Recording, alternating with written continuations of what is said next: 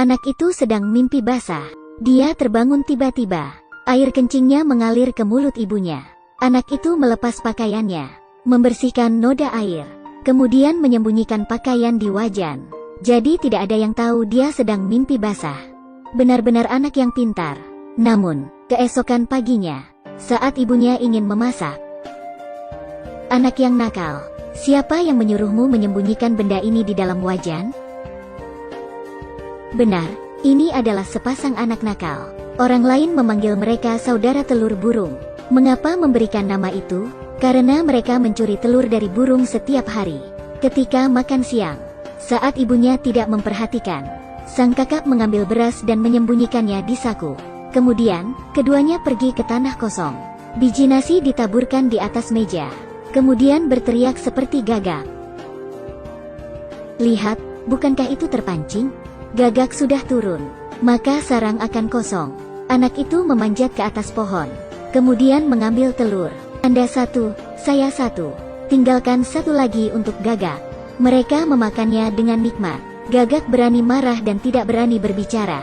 Aku akan menjaga sarangku dengan baik. Keduanya sering naik ke atas pohon itu.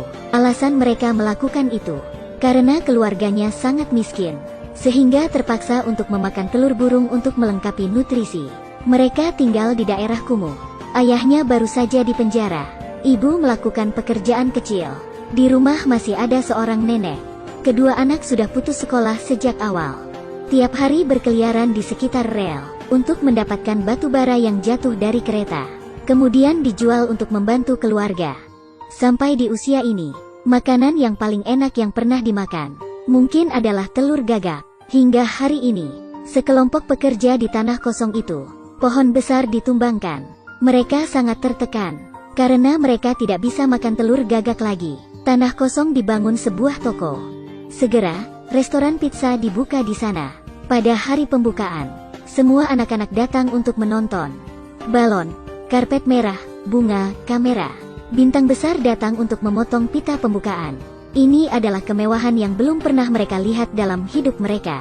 Mulai dari saat ini, pizza menggantikan telur gagak. Pizza terukir di hati kedua bersaudara. Mereka melihat iklan pizza di televisi hingga menelan ludah sendiri. Ibu, saya ingin makan pizza.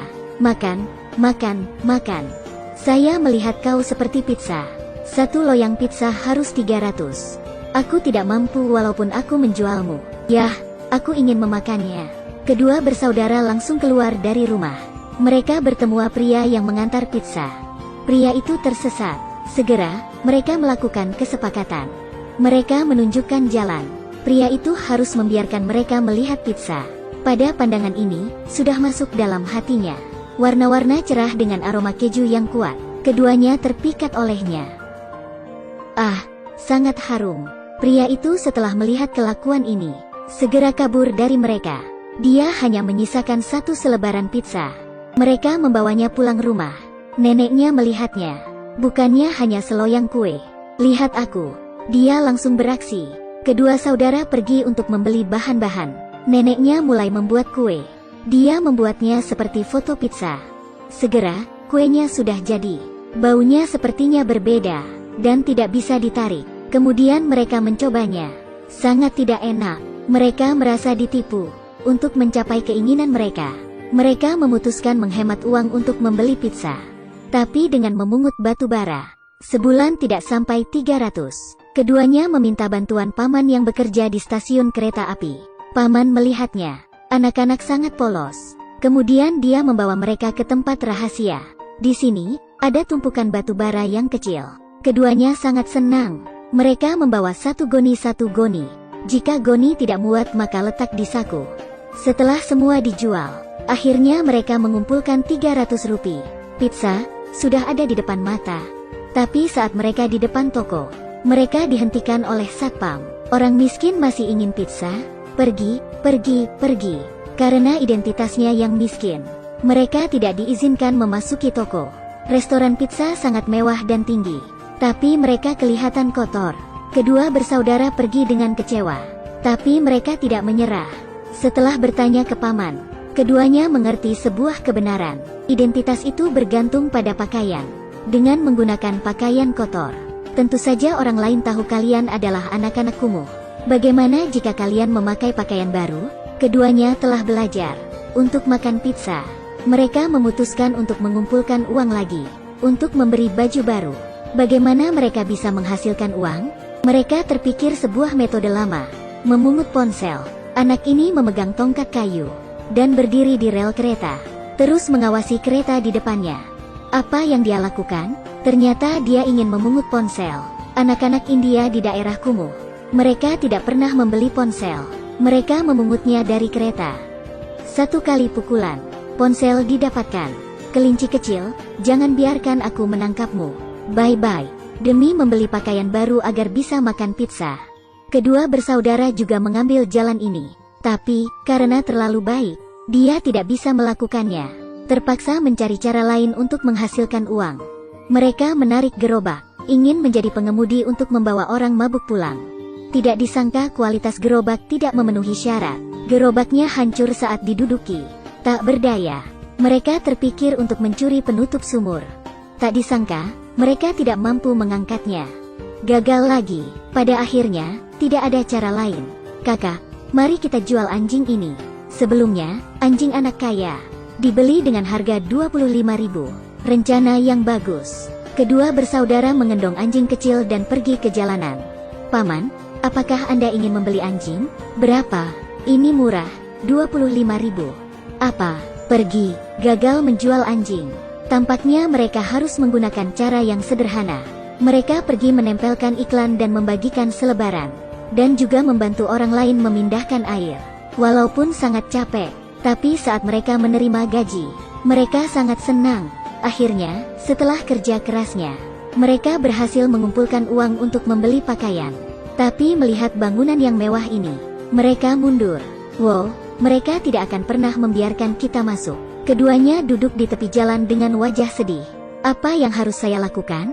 Saat itu juga, dari mal keluar sepasang ayah dan anak yang kaya. Mereka baru saja membeli pakaian baru. Sang anak ingin makan skon di tepi jalan, tapi ayahnya merasa tidak higienis dan tidak boleh dimakan. Pada saat itu, ayahnya memegang sakunya. Ada barang yang terlupakan di dalam mal. Dia segera masuk untuk mengambilnya. Melihatlah keinginan mereka untuk makan skon. Kedua saudara memiliki rencana. Dia memutuskan membeli pakaian baru mereka. Mantap, ini brand besar. Kedua bersaudara mengenakan pakaian baru mereka. Teman-teman mereka sangat iri. Mereka berjalan dengan bangga ke restoran pizza. Tapi mereka bertelanjang kaki, sehingga mengekspos kenyataan bahwa mereka orang miskin. Satpam menghentikan mereka berdua lagi. Pada saat itu, manajer keluar. Melihat kedua anak itu lagi, sebuah tamparan mendarat di pipi mereka. Tamparan ini dipukul di wajah. Itu menghancurkan harga diri anak itu. Dia sangat kecewa, hanya karena mereka miskin, sehingga mereka bahkan tidak memenuhi syarat untuk makan pizza. Mereka menangis dan pulang rumah.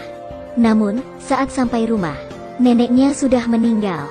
Keluarganya bahkan tidak mampu membayar pemakaman. Sang kakak memberikan uang 300 itu ke ibunya. Pada hari ini, penghinaan dan kesedihan menyebar di hati mereka. Mulai hari ini, mereka tidak pernah mengatakan mereka ingin makan pizza lagi. Hingga hari ini, video kedua bersaudara dipukuli beredar ke seorang wartawan. Saat mereka melihat, mereka sangat senang. Mereka menggunakan video ini untuk memeras pemilik toko pizza. Ini tentang menyakiti anak-anak. Jika video terekspos, bisnisnya pasti akan terpengaruh. Bos pizza akhirnya mengalah. Dia ingin membeli video itu. 100.000, tidak boleh lebih. Mereka terdiam. Dia hanya ingin memeras 5.000 saja. Pada saat ini, keserakahan tiba-tiba dimulai. Kakak, berapa banyak yang mereka kasih? 6.000. Aduh, kakak, kau sangat jago. Mereka mengenakan pakaian baru, bersuka cita untuk mengambil uang. Tapi saat mereka ingin melakukan transaksi, di berita melaporkan video anak yang dipukuli.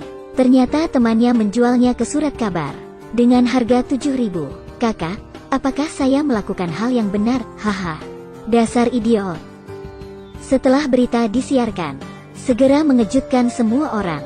Daerah kumuh yang terlupakan tiba-tiba menjadi fokus utama. Wartawan bergegas untuk mewawancarai. Kedua bersaudara melihat berita di televisi. Mereka mengira mereka sudah membuat kesalahan yang besar. Mereka segera bersembunyi. Ibunya baru mengetahui bahwa anaknya telah dipukuli, tapi dia tidak bisa menemukan kedua anaknya. Dia cemas hingga menangis. Keesokan hari, polisi datang. Akhirnya di tepi sungai, mereka menemukan kedua anak itu. Kedua anak memeluk ibunya. Mereka sangat takut, tapi mereka masih diundang ke atas mobil. Mereka dibawa ke restoran pizza. Pada saat ini, pintu toko penuh dengan orang-orang. Balon, karpet, dan kamera lebih spektakuler daripada hari pembukaan. Kedua anak bertelanjang kaki. Di bawah sorotan semua orang, mereka secara pribadi diundang ke toko oleh bos. Bos memberitahu mereka, seterusnya datang toko ini.